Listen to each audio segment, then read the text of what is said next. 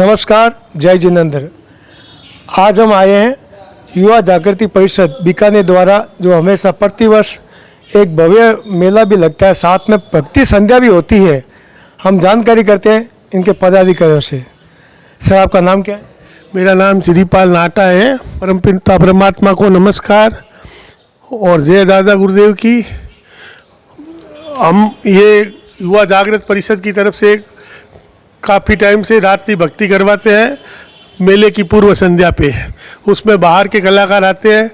अब हर वर्ष की भांति इस वर्ष भी रुपेश जैन, वो परविंदर पलक वहाँ पे आ रही है। सूर्यास्त पूर्व वहाँ भोजन की व्यवस्था रखी जाती है। 4 बजे पहले बस आर्य समाज से जाती है, 6 बजे आर्य समाज और गंगासर गोल मंदिर से बसें रवाना होती है। जिस हिसाब से यात्री होते हैं उस हिसाब से बस सुविधा घटवा दी जाती है। 6 से 7 बसें हमारे होती है और ये प्रोग्राम हम चिंतामणि ट्रस्ट के अधीन में उनकी परमिशन के आधार पर करते हैं। हम और जनों से बात करते हैं। सर, आगे की रूपरेखा बताइए आप।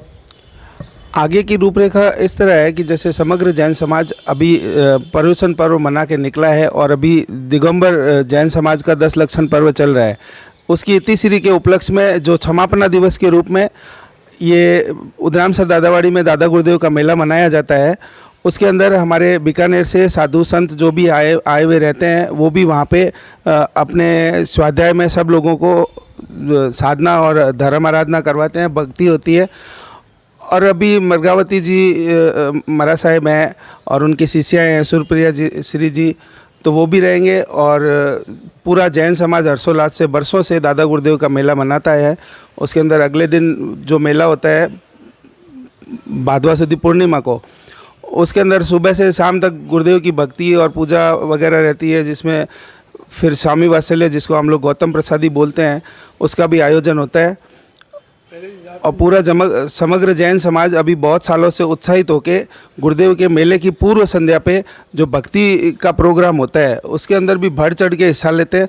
और सारे समाज के लोग बीकानेर, गंगासर, बिनासर और दूर देशावर से भी लोग इस मेले के उपलक्ष्य में आते हैं। सर, आपका नाम क्या है? मुकेश पटवा।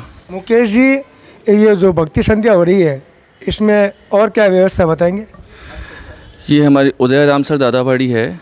यहाँ पर हर वर्ष की भांति एक बहुत ही बड़ा, समझ लो कि पूरे भारतवर्ष का सबसे बड़ा मेले का आयोजन जो होता है वो इस उदरामसर दादावाड़ी में अपने समग्र जैन समाज का होता है, जहाँ पर सभी जुल्हों से, सभी तरह की समझ लो कि व्यवस्था से परिपूर्ण होता है। और उदरामसर दादावाड़ी के मेले की पूर्व संध्या पर जो गुरु युवा जागृति परिषद द्वारा जो भक्ति करवाई जाती है, उसमें हमारे बीकानेर, गंगासर, बिनासर सभी जगह से बहुत गुरु भक्त वहाँ पे भक्ति का आनंद लेते हैं।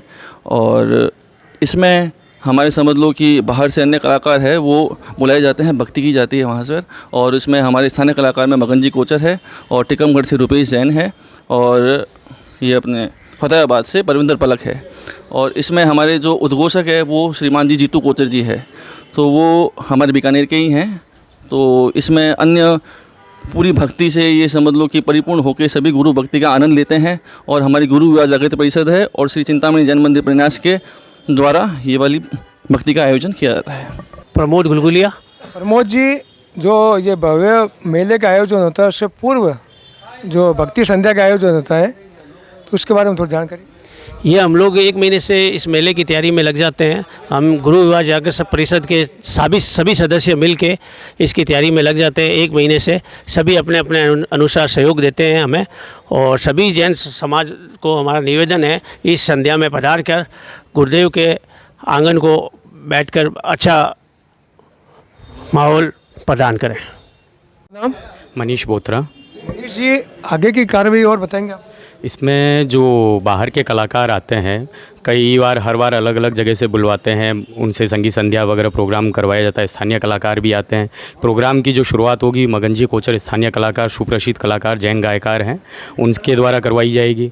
उसके बाद सुश्री परविंदर पलक और रुपेश जी जैन टीकमगढ़ से आएंगे, उनके द्वारा भक्ति की फिर आगे की कार्रवाई करवाई जाएगी। बताइए कि भक्ति कितने बजे से शुरू होती है और कितने बजे तक रहती है? ये भक्ति हम लोग 8 बजे से स्टार्ट कर देते हैं और एक और गुरु युवा जागृत परिषद ये भक्ति लगभग 1:30 बजे तक 1 बजे तक जैसे भी अनुकूलता होती है उस हिसाब से हम लोग भक्ति चालू रखते हैं। यही है।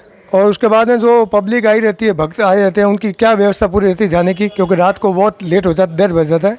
फिर जैसे कि पहले बताया गया, बसों की व्यवस्था रहती है।